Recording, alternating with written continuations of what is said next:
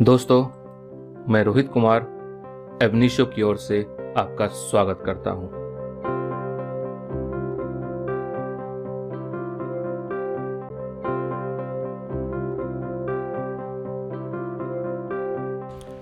Taxation law में heads of income के अंतर्गत फोर्थ हेड आता है profit and gains of business and profession, और इस पर्टिकुलर हेड के अंतर्गत फर्स्ट केस है BD Bharuch versus CIT AIR 1967 का केस है।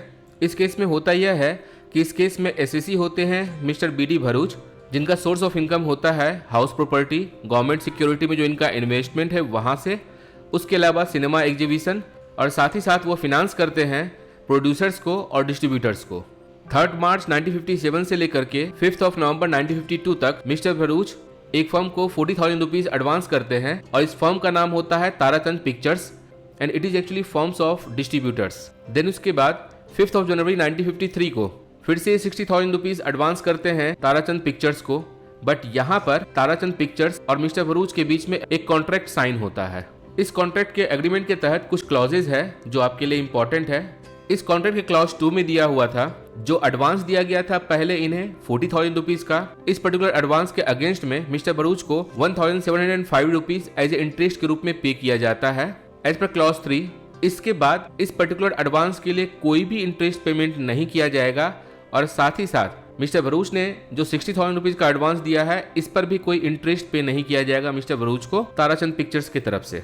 क्लॉज 3 में ही यह बात दिया हुआ था कि इस फर्म के द्वारा शबाब मूवी बनाई जा रही है, उस मूवी में एसएसी को प्रॉफिट एंड लॉस दिया जाता है, and that is regarding to Shabab movie के डिस्ट्रीब्यूशन, एक्सप्लॉयटेशन और एग्जीबिशन में बॉम्बे सर्कल से जो भी इनकम आएगा उसमें मिस्टर भरूच को 2/3 अमाउंट दिया जाएगा और 1/3 अमाउंट डिस्ट्रीब्यूटर्स के पास रहेगा।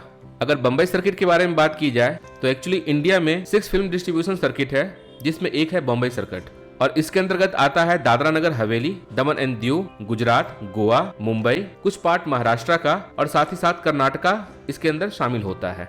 इस एग्रीमेंट के 4th क्लॉज के अंतर्गत यह बात कही जाती है कि जितने डिस्ट्रीब्यूटर्स हैं वो स्टेटमेंट ऑफ अकाउंट प्रिपेयर करेंगे, और हर मंथ के 15th डे को यह अकाउंट शेयर किया जाएगा मिस्टर भरूच के साथ। क्लॉज 5 के तहत बात यह की जाती है कि फिल्म डिस्ट्रीब्यूशन, एक्सप्लॉयटेशन और एग्जीबिशन से रिलेटेड जो भी बिजनेस हो रहा है उससे रिलेटेड सारा डॉक्यूमेंट्स, रिपोर्ट और कॉन्ट्रैक्ट डिस्ट्रीब्यूटर्स तैयार करेंगे। मिस्टर भरूच जब भी चाहें तो वो सेल्फ या एजेंट के थ्रू इन सारे डॉक्यूमेंट का इंस्पेक्शन कर सकते हैं। इस पर्टिकुलर एग्रीमेंट में 2 क्लॉज बहुत इंपॉर्टेंट है, जिसमें एक है क्लॉज नंबर 3 एंड सेकंड है क्लॉज नंबर 7, क्योंकि जब आप केस में आगे देखेंगे तो पाएंगे इन दोनों क्लॉज के बेसिस पर ही इस केस का डिसीजन आता है। एज पर क्लॉज 7 इन दोनों पार्टीज के बीच में कॉन्ट्रैक्ट यह होता है कि जिस दिन यह कॉन्ट्रैक्ट लागू होता है उससे विदिन 15 मंथ्स इस फिल्म को रिलीज कर दिया जाएगा, और सपोज ऐसा होता है कि यह फिल्म अपने टाइम पर रिलीज नहीं हो पाती है, उस कंडीशन में मिस्टर भरूच के द्वारा दिया गया सारा amount that is 40,000 rupees and 60,000 rupees 1 lakh rupees with interest 9% mister Bharuch को पे किया जाएगा, and that is immediately. Clause number 8 कहता है कि सपोज ऐसा होता है कि डिस्ट्रीब्यूटर्स की तरफ से इस पूरे एग्रीमेंट का कहीं से भी अगर ब्रीच किया जाता है तो उस कंडीशन में 1 लाख रुपीज का जो एडवांस पे किया गया है डिस्ट्रीब्यूटर्स को, उस अमाउंट के साथ साथ 9% इंटरेस्ट मिस्टर भरूच को दिया जाएगा। यह एग्रीमेंट दोनों पार्टी के बीच में 5 जनवरी 1953 को होता है। तो as per terms and condition देखा जाए और खास करके क्लॉज 7 के तहत देखा जाए तो इस फिल्म को बाय 4 अप्रैल 1954 तक रिलीज हो जाना था, बट ऐसा नहीं हो पाता है और यह फिल्म रिलीज होती है 28 मई 1954 को।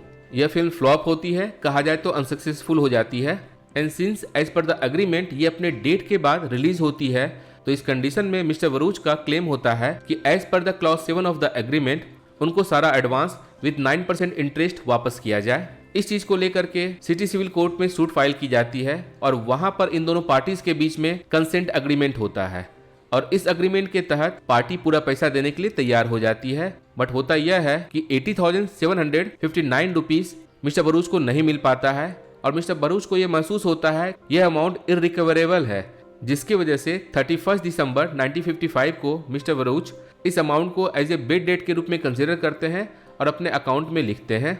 अब बात आती है असेसमेंट ईयर 1956-57 की, जहां मिस्टर भरूच का कहना होता है कि यह जो बेड डेट है यह इनके टोटल इनकम से डिडक्टेबल होना चाहिए as per clause 11 of subsection 2 of section 10, लेकिन आईटीओ इस बात से इनकार कर देते हैं उनका कहना होता है ये जो भी लॉस हुआ है वो उनका बिजनेस ट्रेड के थ्रू लॉस हुआ है।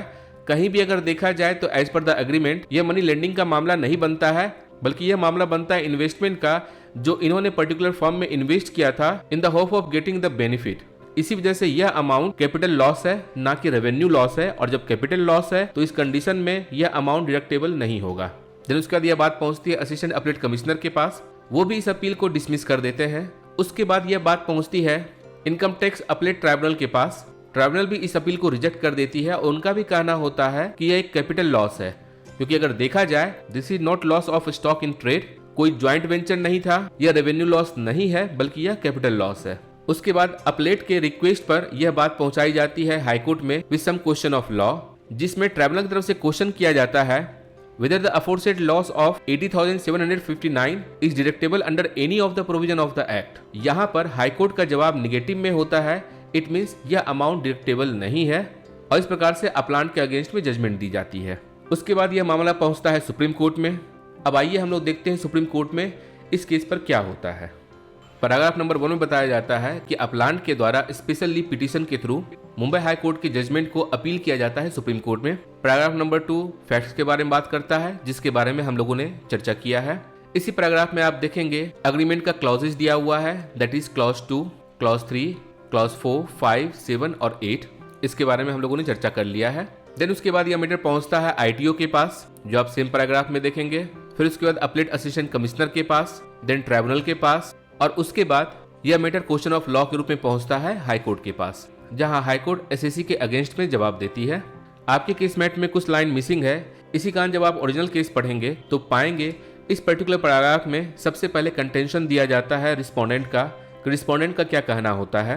रिस्पोंडेंट का इसमें क्लेम होता है कि जो भी एडवांस दिया गया है अपलांट के द्वारा उसे मनी लेंडिंग में नहीं शामिल किया जा सकता है, बिकॉज अगर देखा जाए तो यहाँ पर किसी भी तरह के इंटरेस्ट की बात नहीं की गई कि रेट ऑफ इंटरेस्ट क्या होगा उस पर, और ना ही किसी टर्म की बात की गई है कि कितने टर्म तक के लिए यह एडवांस दिया गया है। सेकेंड, इनका कहना था कि अगर देखा जाए तो इसका नेचर इन्वेस्टमेंट का है, और इस इन्वेस्टमेंट के रिटर्न के रूप में जो भी उस फिल्म से प्रॉफिट होता है उसमें इन्हें शेयर मिलता है, दैट इज 2/3।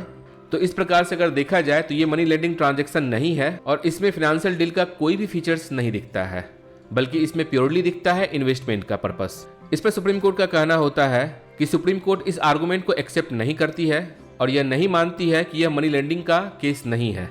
सुप्रीम कोर्ट का कहना होता है कि यदि क्लॉज 3 को आइसोलेट कर लिया जाए तो उस कंडीशन में जो कंटेंशन रेज किया गया है रेवेन्यू की तरफ से वो सही दिखता है, लेकिन clause 3 is a part of the agreement, तो उस कंडीशन में क्लॉज 3 को जरूरी है कि क्लॉज 7 के साथ पढ़ा जाए। क्लॉज 7 में स्पेसिफिकली लिखा हुआ था कि एग्रीमेंट के लागू होने के बाद 15 मंथ में यह फिल्म रिलीज हो जाएगी। अगर रिलीज नहीं होती है तो उस कंडीशन में जो भी एडवांस दिया गया है विद इंटरेस्ट वह एसएससी को वापस किया जाएगा। और अगर देखा जाए इस पर्टिकुलर केस में तो यह मूवी रिलीज होने वाली थी 4 अप्रैल को, जो कि नहीं हो पाती है। तो इसमें कोर्ट का कहना होता है जैसे ही 4 अप्रैल 1954 आता है, मूवी रिलीज नहीं हो पाती है, तो वहां पर क्लॉज 7 एक्टिवेट हो जाता है। उस कंडीशन में एसएससी के द्वारा जो भी एडवांस फर्म को दिया गया था उसे लोन के रूप में माना जाएगा, और क्लॉज 7 में ही एक फिक्स रेट दिया हुआ है, दैट इज 9%।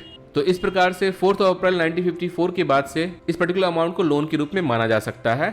और सुप्रीम कोर्ट का कहना होता है it is the admitted position in the present case that the picture was not released by the distributor till the stipulated time, namely 4th of April 1954, but it was released on 28th of May 1954, and clause 7 of the agreement therefore came into operation.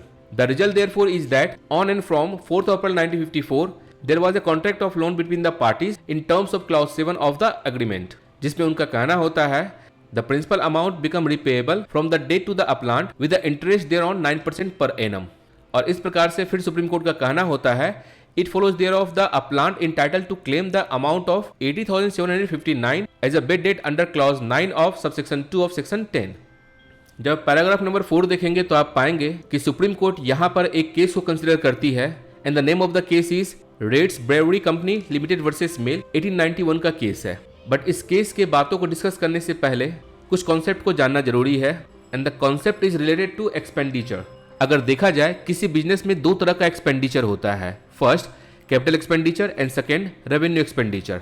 अगर capital expenditure के बारे में बात की जाए तो यहाँ पर जो भी पेमेंट होता है that reduce to capital, it means आप अगर सपोज कोई भी पैसा खर्च कर रहे हैं और उस पर्टिकुलर कंपनी के लिए या बिजनेस के लिए एक एसेट्स तैयार कर रहे हैं जिसका यूज आगे लंबे टाइम तक होना है, तो वो कैपिटल एक्सपेंडिचर का पार्ट होगा। इसी कारण कहा गया है पेमेंट रिड्यूस टू कैपिटल। यहाँ पर कैपिटल का फॉर्मेशन हो रहा है और किसी भी बिजनेस या ऑर्गेनाइजेशन के लिए अगर कैपिटल के बारे में बात की जाए तो लैंड, मशीनरी, इक्विपमेंट, ये सारा का सारा चीज एक बिजनेस के लिए कैपिटल होता है। अब दूसरी तरफ हम लोग बात करते हैं रेवेन्यू के बारे में। तो रेवेन्यू का मतलब है रनिंग ऑफ द बिजनेस। इसका मतलब आप अगर डे टू डे लाइफ में बिजनेस को रन करने के लिए जो भी खर्च कर रहे हैं that would be the part of the revenue. Suppose आपके बिजनेस की रिक्वायरमेंट है उन्हें टू एंड फ्रो कैब की सर्विस दी जाए, उस कंडीशन में जो एक्सपेंस आप करते हैं that would be revenue expenditure. Because business operation के डे टू डे वर्क के लिए जरूरी है कि इस एक्सपेंडिचर को किया जाए and it is not forming any capital. इसी कारण यह रेवेन्यू एक्सपेंडिचर का पार्ट होता है। कुछ और एग्जांपल है कैपिटल एक्सपेंडिचर का जो कि Reid Brewery company limited versus Mill वाले केस में दिया हुआ है। और एग्जांपल है suppose if you are a trader, उस कंडीशन में यदि आप किसी गुड को परचेज करते हैं तो वो कैपिटल फॉर्मेशन होगा। बिकॉज जो आपका ट्रेड या बिजनेस है उसके लिए वो गुड रॉ मटेरियल का काम करता है, तो इसी वजह से वहां पर वो कैपिटल फॉर्मेशन कर रहा है, तो वो कैपिटल एक्सपेंडिचर कहलाएगा।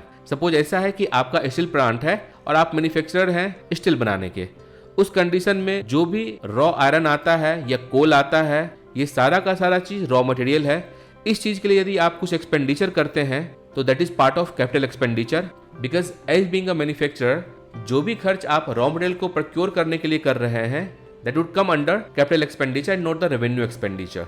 थर्ड एग्जांपल इस केस में दिया गया था मनी लेंडर के सेंस में। सपोज ऐसा होता है कि आप अपना मनी लेंड किसी ट्रेड के लिए कर रहे हैं और वहां पर कोई इंटरेस्ट की बात नहीं हो रही है बल्कि प्रॉफिट की बात हो रही है और शेयर की बात हो रही है, लाइक जैसे प्रेजेंट केस में है। तो उस कंडीशन में आपके द्वारा लेंड किया गया मनी कैपिटल एक्सपेंडिचर का पार्ट होता है, ना कि रेवेन्यू एक्सपेंडिचर का पार्ट होता है। इसी कारण इस केस में रेवेन्यू डिपार्टमेंट चाह रही है कि एसएससी का जो भी लॉस हुआ है उसे कैपिटल एक्सपेंडिचर में दिखाया जाए ताकि यह अमाउंट डिडक्टेबल ना हो। अब आते हैं फिर से फोर्थ पैराग्राफ में, जहां Supreme Court Reid Brewery company limited versus Mill 1891 का केस डिस्कस करती है। इस केस में होता यह है कि एक पर्सन होता है, उसकी कंपनी होती है और कंपनी होती है ब्रेवरी कंपनी, जहां बेवरेज बनाया जाता है, बियर एंड अदर थिंग्स।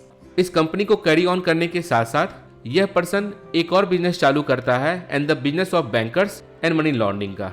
वो अपने कस्टमर्स को लोन देता है, एडवांसेस देता है, जिससे ही कस्टमर इसके कंपनी का बेवरेज खरीदते हैं और इस तरीके से इसके कंपनी का सेल बढ़ जाता है। जब वो लोन और एडवांसेस अपने कस्टमर को दे रहा होता है तो कुछ कस्टमर्स ऐसे भी होते हैं जो डिफॉल्टर होते हैं। इन सच कंडीशन उसे लॉस होता है, जो भी लॉस उसे होता है उसे वो बेड डेट के अकाउंट में डाल देता है एंड फाइनेंशियल असेसमेंट में उसका कहना होता है कि ये अमाउंट डिडक्टेबल है उसके टोटल इनकम से। इस बात को एक्सेप्ट किया जाता है और इस अमाउंट को डिडक्ट किया जाता है। बिकॉज यहाँ पर यह कहा जाता है कि अगर देखा जाए जो इसका बिजनेस और जो यहाँ लॉस हो रहा है, इस बिजनेस का पर्पस कहीं भी नहीं है कि बाकी हर लोगों को लोन देने का, बल्कि ये लोन और एडवांसेस दे रहा है अपने कस्टमर को ताकि इसका बिजनेस फ्लरिश कर सके, इसका सेल बढ़ सके। तो अगर देखा जाए day to day business operation में सेल को बढ़ाने के लिए ये एक दूसरी एक्टिविटीज कर रहा है। So it is part of revenue expenditure and not the part of capital expenditure. और इसी कारण इस पर्टिकुलर केस में जो भी उसका लॉस होता है लोन के थ्रू उसे उसके टोटल इनकम से डिडक्ट कर लिया जाता है। इसी बात को आप देखेंगे इस पर्टिकुलर पैराग्राफ में दिया हुआ है। लास्टली सुप्रीम कोर्ट का कहना होता है कि यदि प्रेजेंट केस में देखा जाए तो फिर clause 11 of subsection 2 of section 10 के प्रोविजन को यह सेटिस्फाई करता है, क्योंकि फर्स्ट अगर देखा जाए तो इसका मर्केंटाइल बिजनेस का ये पार्ट होता है जिसके तहत वो एडवांसेस देता है, और सेकेंड अगर देखा जाए तो इस पर्सन को जिस अमाउंट का लॉस हुआ है उसे वो बेड डेट के रूप में काउंट करता है, क्योंकि आफ्टर 4 अप्रैल 1954 यह अमाउंट रिकवर नहीं हो पाता है, ना ही इंटरेस्ट मिल पाता है और ना ही प्रिंसिपल मिल पाता है। और 4 अप्रैल के बाद अगर देखा जाए तो यह अमाउंट लोन के रूप में देखा जा सकता है। और इसी कारण फाइनली 5th पैराग्राफ में सुप्रीम कोर्ट का कहना होता है कि बॉम्बे हाई कोर्ट का जो जजमेंट है वो गलत है, उसको सेट असाइड किया जाता है।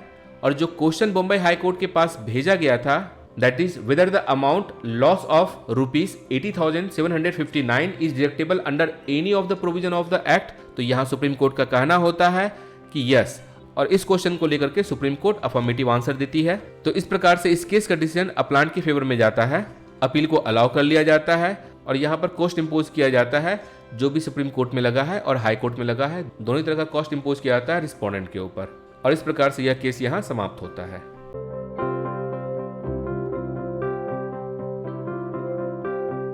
टैक्सेशन लॉ में हेड्स ऑफ इनकम के अंतर्गत फोर्थ हेड आता है profits and gains of business and profession, और इसमें सेकेंड केस है CIT versus Mysore company limited 1967 का केस है।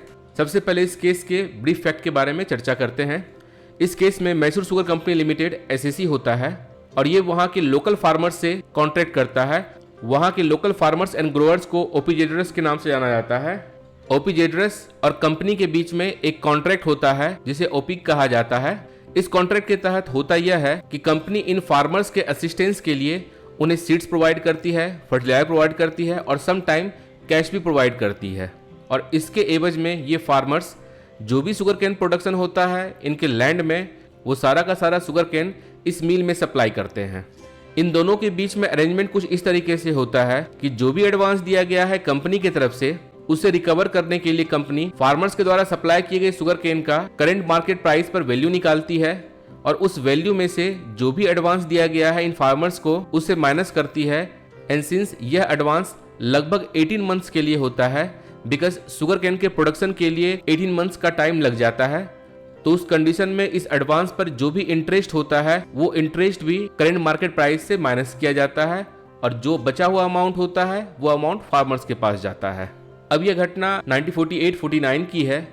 उस वक्त इस इलाके में ड्रॉट की कंडीशन होती है, सूखा पड़ जाता है, बारिश नहीं होती है, जिसकी वजह से ये फार्मर्स शुगर केन का प्रोडक्शन नहीं कर पाते हैं और जब शुगर केन का प्रोडक्शन नहीं होता है तो कंपनी को शुगर केन का सप्लाई नहीं हो पाता है, जिसकी वजह से उस साल यह कंपनी शुगर का प्रोडक्शन नहीं कर पाती है।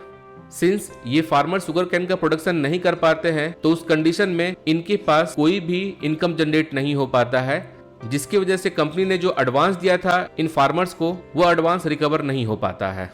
गवर्नमेंट ऑफ मैसूर इस कंडीशन को समझ पाती है और उसके बाद एक कमेटी का गठन करती है। उस कमेटी का काम होता है कि जो ये कंडीशन आया है सबसे पहले उसे इन्वेस्टिगेट करने का, उस पर एक रिपोर्ट तैयार करने का और इन्वेस्टिगेशन और रिपोर्ट के बेसिस पर जो भी रिकमेंडेशन हो सकता है वो रिकमेंडेशन देने का। यह कमेटी 27 जुलाई 1950 को अपना रिपोर्ट सबमिट करती है, जिस रिपोर्ट में मेन रिकमेंडेशन यह होता है कि company should ex gratia forgo some of its dues. और यहाँ पर अगर बात की जाए एक्स ग्रासिया की, तो एक्स ग्रासिया का मतलब हो गया आउट ऑफ मोरल ऑब्लिगेशंस।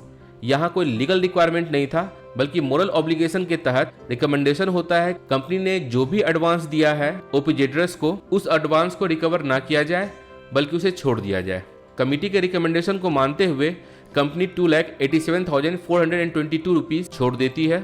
लेकिन देखा जाए तो इस कंडीशन में कंपनी को नुकसान तो हुआ है, जिसकी वजह से जब टैक्स की बारी आती है तो कंपनी का कहना होता है कि ये जो भी अमाउंट है जो उसने छोड़ा है वो उनका बिजनेस लॉस है एंड रेवेन्यू लॉस है, जिसकी वजह से यह अमाउंट उनके टोटल इनकम से डिडक्ट होना चाहिए as per clause 11 of subsection 2 of section 10 and clause 15 of subsection 2 of section 10।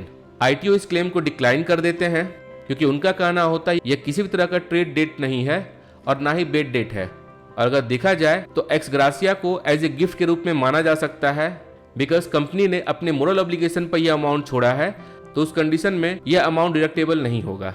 उसके बाद यह बात अपलेट असिस्टेंट कमिश्नर के पास पहुंचाई जाती है, उनके पास भी यह क्लेम फेल हो जाता है। देन उसके बाद अपलेट ट्राइब्यूनल के पास यह बात पहुंचाई जाती है।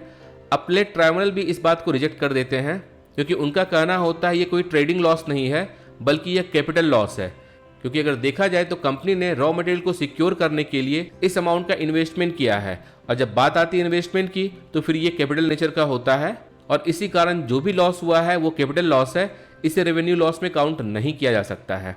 SEC के रिक्वेस्ट पर अपलेट ट्राइब्यूनल की तरफ से क्वेश्चन के रूप में हाई कोर्ट के पास क्वेश्चन भेजा जाता है और यह बात पहुंचाई जाती है। सेवरल पैरामीटर्स को देखने के बाद हाई कोर्ट का जवाब होता है कि अगर देखा जाए तो ये कैपिटल लॉस नहीं है और ना ही यह कैपिटल एक्सपेंडिचर था, बल्कि अगर इसका नेचर देखा जाए तो रेवेन्यू एक्सपेंडिचर है और इसी कारण यह अमाउंट टोटल इनकम से डिडक्टेबल होना चाहिए। और इसके लिए high court subsection 1 of section 10 के बारे में चर्चा करती है कि एज पर सबसेक्शन 1 ऑफ सेक्शन 10 यह अमाउंट डिडक्ट होना चाहिए। देन उसके बाद रेवेन्यू की तरफ से यह मैटर सुप्रीम कोर्ट के पास पहुंचाई जाती है। अब देखते हैं सुप्रीम कोर्ट इस मैटर में क्या कहती है। इस केस के फर्स्ट पैराग्राफ में आप देखेंगे क्वेश्चन जो पूछा जाता है हाई कोर्ट का उसके बारे में दिया हुआ है। सेकेंड पैराग्राफ में फैक्ट दिया हुआ है जिसके बारे में हम लोगों ने चर्चा किया है। थर्ड पैराग्राफ में भी फैक्ट दिया हुआ है और साथ में यह बताया गया है कि यह मैटर आईटीओ के पास पहुंचाया जाता है, देन अपीलेट ट्राइब्यूनल के पास, और उसके बाद यह मैटर पहुंचता है हाई कोर्ट के पास।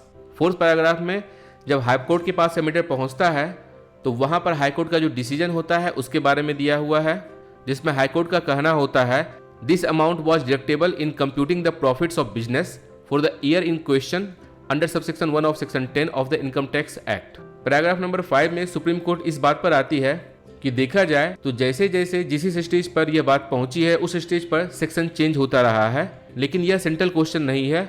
और इसी कारण सुप्रीम कोर्ट सेंट्रल क्वेश्चन पर आती है कि आखिर अगर देखा जाए इस पर्टिकुलर केस में मेन क्वेश्चन यह बनता है कि जो एक्सपेंडिचर हुआ है उसे कैपिटल नेचर का कहा जाएगा या फिर रेवेन्यू नेचर का कहा जाएगा।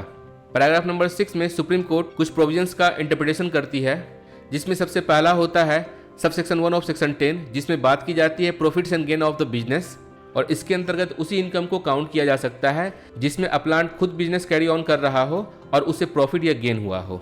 Subsection 2 of section 10 it talks about computation of profit and gain after making certain allowances, और इस पर्टिकुलर सेक्शन में आप देखेंगे कहीं भी डिडक्शन के बारे में बात नहीं की गई है, जबकि clause 11 of subsection 2 of section 10 it deals about deduction of allowances कि किस कंडीशन में डिडक्शन हो सकता है, लाइक अगर बेड डेट होता है या फिर डाउटफुल बिजनेस डेट होता है तो उस कंडीशन में डिडक्शन हो सकता है, लेकिन जो भी डिडक्शन होगा वो डिडक्शन कभी भी राइट ऑफ अमाउंट से ज्यादा नहीं हो सकता है।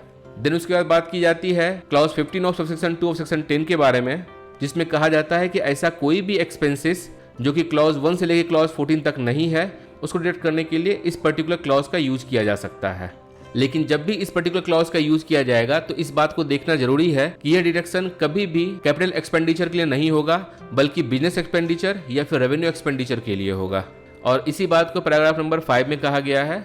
जब पैराग्राफ नंबर 7 आप देखेंगे तो पाएंगे इस पर्टिकुलर पैराग्राफ में सुप्रीम कोर्ट ने revenue expenditure and capital expenditure में डिफरेंस क्रिएट किया है, जहां सुप्रीम कोर्ट का कहना होता है अगर एक्सपेंडिचर के नेचर को देखा जाए तो जरूरी है सबसे पहले कि इसका रिलेशन बिजनेस के साथ क्या है, इसे देखना जरूरी है और इसे आइडेंटिफाई करना जरूरी है, और उसी के बेसिस पर हम लोग कह सकते हैं जो पर्टिकुलर एक्सपेंडिचर है वो रेवेन्यू नेचर का है या कैपिटल नेचर का है।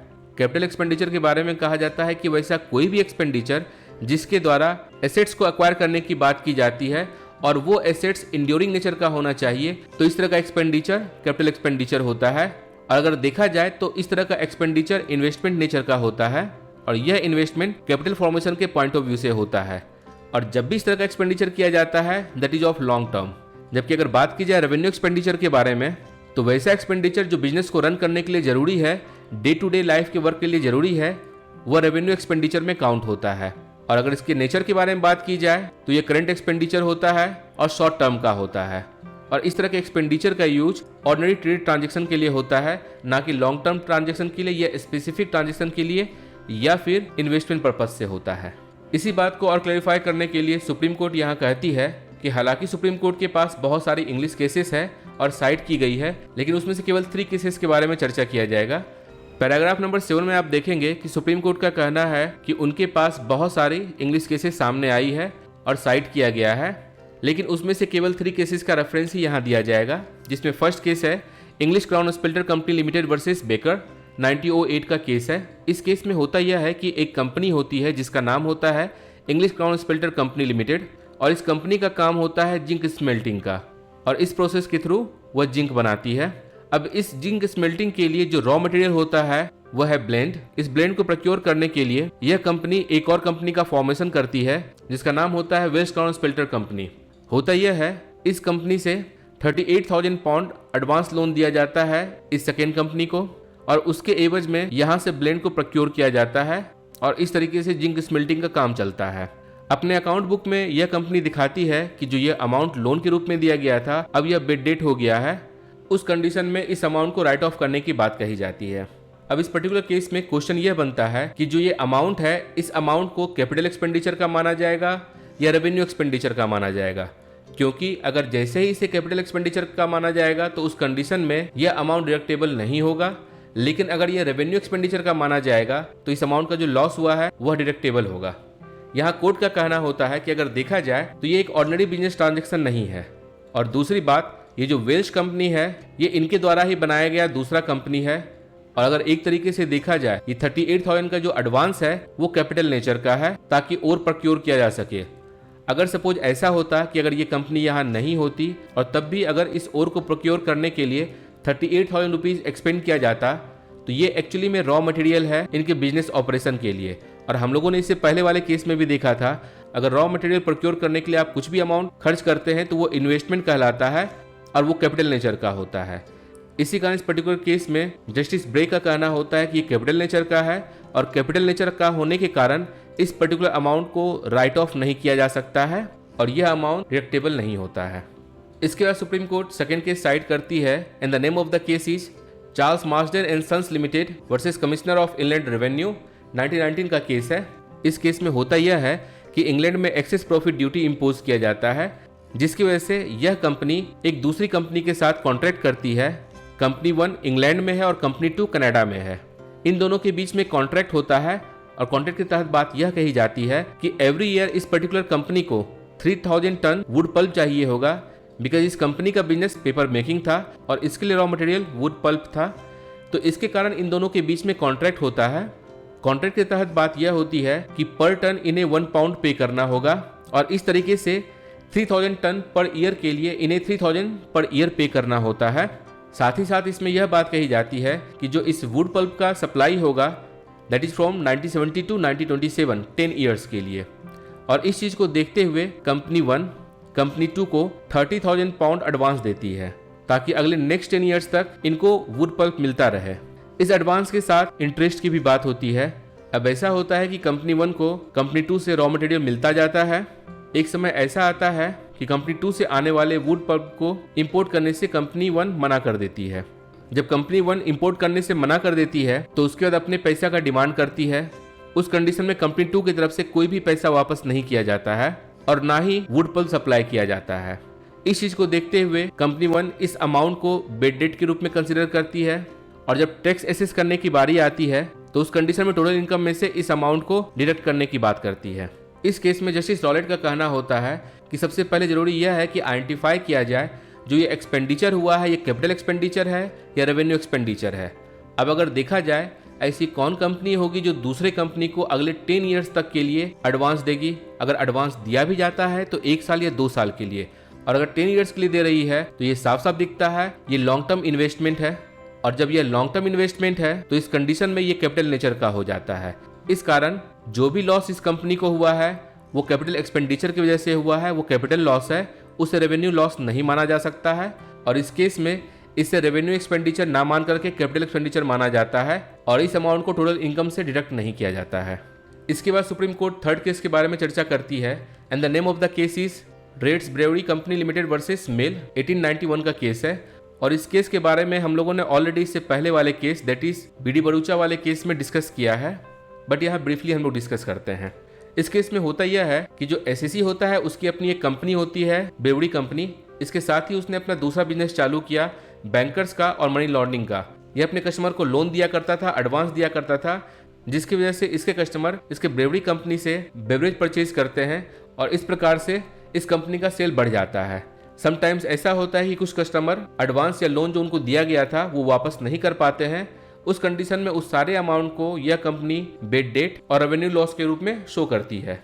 इसमें कोर्ट का कहना होता है कि अगर देखा जाए तो यह किसी और को लोन नहीं दे रहा था बल्कि अपने कस्टमर को दे रहा था ताकि इसका बिजनेस आगे बढ़ सके और अपने बिजनेस को स्मूथ रन करने के लिए जो भी इसके द्वारा एक्सपेंडिचर किया गया है वो रेवेन्यू नेचर का है। और इसी कारण रेवेन्यू लॉस मानते हुए इस पर्सन को जिस भी अमाउंट पे लॉस हुआ था उस अमाउंट को इसके टोटल इनकम से डिडक्ट कर लिया जाता है। तो इस प्रकार से सुप्रीम कोर्ट का कहना होता है कि यदि आप इन तीनों केस को देखें तो यह आइडेंटिफाई किया जा सकता है कि आखिर कैपिटल एक्सपेंडिचर क्या होता है, रेवेन्यू एक्सपेंडिचर क्या होता है, और उसी के बेसिस पे कहा जा सकता है कि जो भी लॉस अगर किसी कंपनी को होता है वो रेवेन्यू लॉस है या कैपिटल लॉस है। अगर कैपिटल लॉस है तो वह अमाउंट डिडक्टेबल नहीं होगा, अगर रेवेन्यू लॉस है तो अमाउंट डिडक्टेबल होगा। और लास्टली सुप्रीम कोर्ट का कहना होता है कि इन तमाम केस को देखते हुए यह कहा जा सकता है कि अभी के प्रेजेंट केस में जो भी एक्सपेंडिचर किया गया था कंपनी के द्वारा वो केवल इसलिए किया गया था ताकि वो अपने कंपनी के लिए रॉ मटेरियल प्रोक्योर कर सके और उसका बिजनेस कंटिन्यू रन कर सके। कंपनी के द्वारा जो पैसा इन किसानों को दिया गया था अगर देखा जाए तो उसका नेचर कभी भी इन्वेस्टमेंट का नहीं है बल्कि सपोर्ट का है, क्योंकि अगर इन किसानों के पास अगर फंड नहीं होगा तो वो शुगर केन का प्रोडक्शन नहीं कर पाएंगे, और अगर शुगर केन का प्रोडक्शन नहीं कर पाएंगे तो उस कंडीशन में कंपनी के पास रॉ मटेरियल नहीं आ पाएगा। इसी कारण सुप्रीम कोर्ट का कहना होता है, in so far the SEC company was concern, it was going no more than making a forward arrangement for the next year's crop and paying an amount in advance out of the price so that the growing of the crop may no suffer due to want of the funds in the hand of the growers. And then उसका supreme court का कहना होता है, there was hardly any element of investment which contemplates more than payment of advance price. और इस प्रकार जो company को लॉस हुआ है वो कैपिटल लॉस ना होकर के रेवेन्यू लॉस है। एंड फाइनली सुप्रीम कोर्ट का कहना होता है, जो भी डिसीजन हाईकोर्ट के द्वारा दिया गया है वो बिल्कुल राइट है।